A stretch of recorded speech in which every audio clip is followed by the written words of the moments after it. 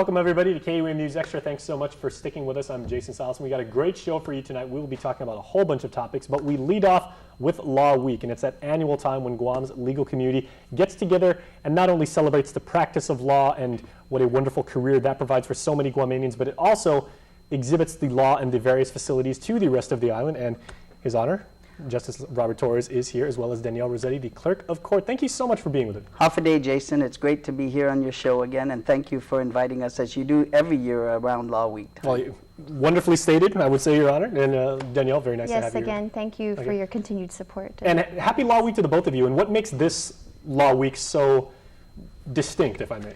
Well, you know, every year we try to get something new to add to the agenda. And this year we have the Chief Justice of the Philippines who will actually make a special appearance at our law fair. The law fair continues to grow every year. It's at the Micronesian Mall on May 3rd.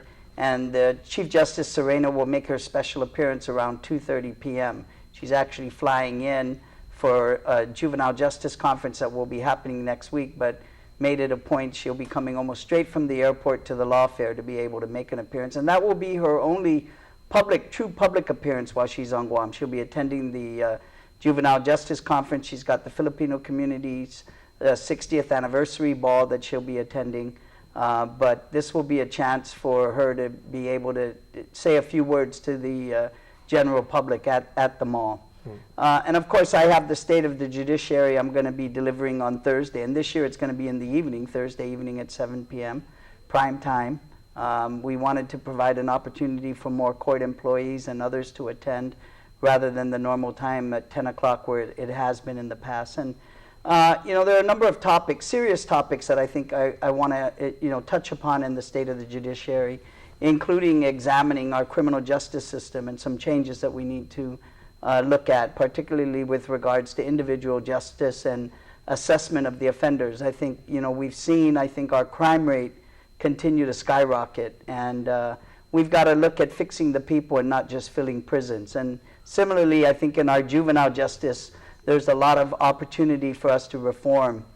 And we're seeing, unfortunately, a significant number of the adult criminal offenders be offenders who have had a juvenile history.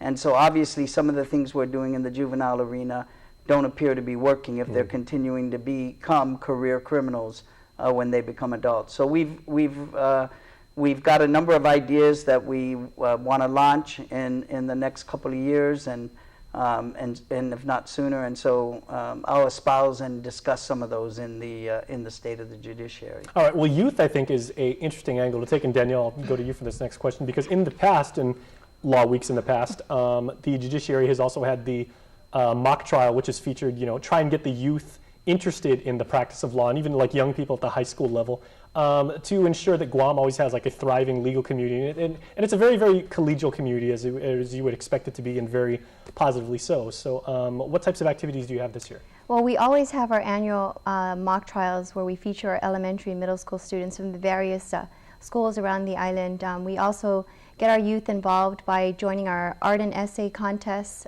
So in all aspects of our Law Week activities, you know, they're involved. But really what's important about the mock trial plays is that each year we see a growing number of students participating, teachers calling, saying, you know, invite us back next year. I don't think there's one school that we've invited in the 7 years we've been doing this that has said, we can't do it this year.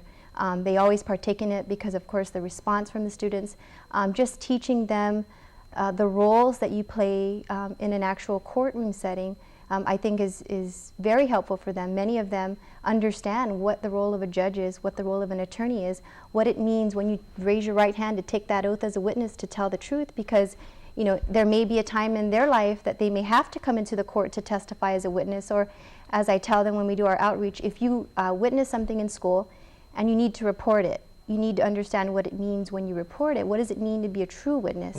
And so they really learn from the experience, and doing it, you know, for example, the fairy tale of the three little pigs, you know, the wolf versus the three little pigs, where he's, you know, suing the three little pigs for wolf cooking. They can relate because everybody knows the story of the three little pigs. And when you feature them and they play that role and they understand the story and play it in the role of, you know, a courtroom setting, it just makes it more meaningful to them, and it teaches them about, you know, We also have this year it's not a mock fairy tale play like we've done in the past, but a very serious trial that is going to involve, it's the People versus Riley Gardner. And it's being put on by the Agata Johnson students, and it's to address a very serious issue on Guam, and that is texting while driving. So Riley is being tried for the death of one of the 17-year-old passengers and the injury to another passenger while he was texting his girlfriend. So the students of Agata Johnson wanted to put this on to raise the awareness of the dangers of texting and driving, and to try to indicate to not only their peers but to the public at large just how important this issue is to consider. And then, of course, we still have a fun one this year, a new one that we're adding, and that's SpongeBob SquarePants versus Abercrombie and Fish. SpongeBob orders pants from Abercrombie and Fish, and he gets round pants, not square pants. And so Patrick convinces him to alter it a bit, doesn't work, and then he wants to return it to Abercrombie and Fish, and they refuse to accept it because it's been altered. So that trial will also be going on in our courtrooms. The trials start tomorrow night, go through this week, and then next week as well. The entire schedule can be found on our website at www.guamcourts.org. All right, and the fact that I have no children of my own, and yet I still know every single character that you just mentioned, probably says a lot. All right, well, thank you so much. Thank you. And happy Law Week. All right, thank you, Jason. Thanks for having us again. Oh, you're very welcome. Come back anytime. All right, stay tuned because we are back right after this. You're watching Extra right here on KUAM.